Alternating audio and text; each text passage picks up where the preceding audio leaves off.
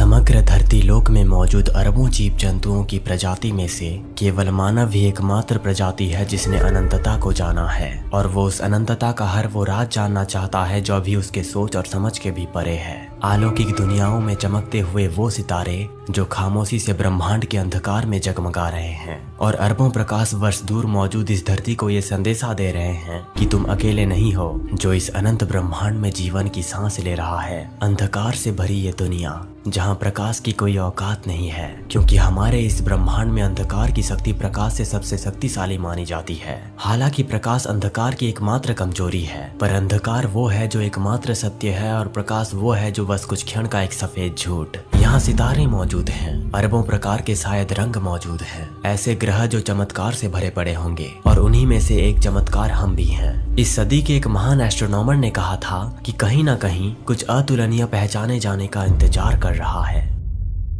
युगों से भारत उपमहाद्वीप में रहने वाले लोग उस महान शक्ति की पूजा करते आए हैं जिसे प्रकृति कहा जाता है। इन्होंने हर एक चीज में भगवान ढूंढ लिया। अग्नि के तेज से चमकते हुए उस सूरज से लेकर ठंडी खूबसूरत रोशनी प्रदान करने वाले चंद्रमा तक, धरती में मौजूद पावन माटी से लेकर खाद्य पदार्थ देने वाले पहाड़ों, जंगलों और वृक्षों तक, पावन अग्नि से लेकर तेजोमय प्रबल वायु तक, मानव को जीवन देने वाले खेतों से लेकर अपने जानों वाहनों तक, गाय और बैल से लेकर गगन में उड़ने वाले पक्षियों तक, दुनिया की हर एक छोटी से छोटी चीज से लेकर हर वो बड़ी चीज को वो पूजते हैं, जिनकी प्राचीन शिक्षाएं आज भी दुनिया भर में कायम हैं। हिंदुओं के वो महान पूर्वज जिन्होंने दुनिया को चेतना, शक्ति, धर्म, कर्म, दुनिया और ब्रह्मांड का वो ज्ञान प्रदान किया था जो बिल्कुल अमूल्य है और जिन्हें मैं शब्दों में बखान नहीं कर सकता। ना तो किसी चीज का जन्म होता है और ना ही किसी चीज का अंत होता है। सब पहले से हर वक्त मौजूद हैं, बस वो चीज किसी दूसरी चीज में परिवर्तन होती रहती है, जिसे देखकर हम सोचते हैं कि इसका अंत हो गया या इसका जन्म हो गया।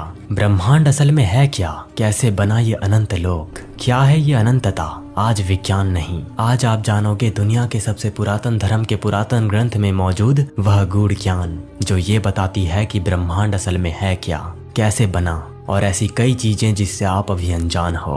वेदों में ज्ञान का भंडार कहे जाने वाले ऋग्वेद में ब्रह्मांड के निर्माण के विषय में वो गूढ़ ज्ञान प्रदान किया गया है, जिसे पढ़ते वक्त मुझे वो सुकून मिल रहा था जो आपको अभी मिलने वाला है। ऋग्वेद का नासदीय सूक्त, जो ऋग्वेद के 10वें मंडल के 129वें सूक्त में मौजूद है, वहाँ ब्रह्मांड के विषय में कुछ ये लिखा गया है।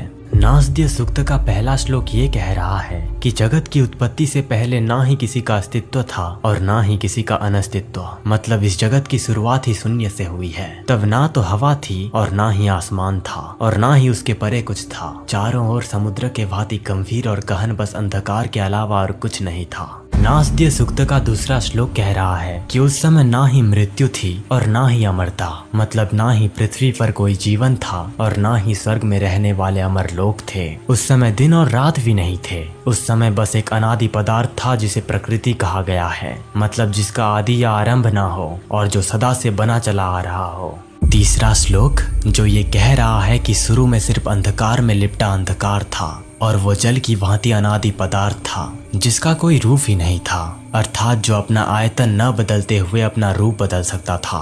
फिर उस अनादि पदार्थ में एक महान निरंतर तप से वो रचयिता परमात्मा या भगवान प्रकट होता है। फिर चौथे श्लोक में लिखा गया है कि सबसे पहले रचयिता को कामना, विचार या भाव आता है सृष्टि रचना करने का, जो कि सृष्टि उत्पत्ति का पहला बीज था। इसी तरह रचयिता ने विचार कर अस्तित्व और अनस्तित्व की खाई पाटने का काम किया। और 5वें श्लोक में ये कहा गया है कि फिर उस कामना रूपी बीज से चारों ओर सूर्य किरणों के समान ऊर्जा की तरंगे निकली, जिन्होंने उस अनादि पदार्थ प्रकृति से मिलकर सृष्टि रचना का आरंभ किया था।